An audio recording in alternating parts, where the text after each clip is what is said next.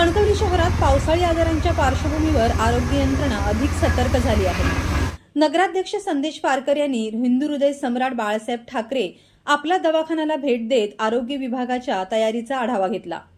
यावेळी त्यांनी dengue, malaria, viral ताप, गॅस्ट्रोसह विविध संसर्गजन्य आजारांचा प्रादुर्भाव रोखण्यासाठी प्रतिबंधात्मक उपाययोजना प्रभावीपणे राबविण्याच्या सूचना दिल्या।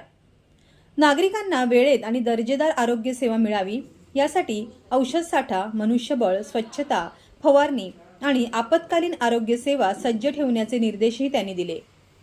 आगामी गणेशोत्सव आणि पावसाळी वातावरण लक्षात घेता आरोग्य विभागाने विशेष दक्षता घेऊन सर्व यंत्रणांनी समन्वयाने काम करावे असे आवाहनही नगराध्यक्ष संदेश पारकर यांनी दिले।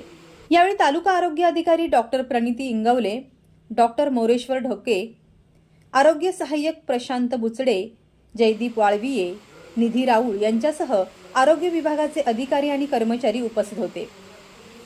Viraj Gosavi, Maharashtra live news, Sindhudurg.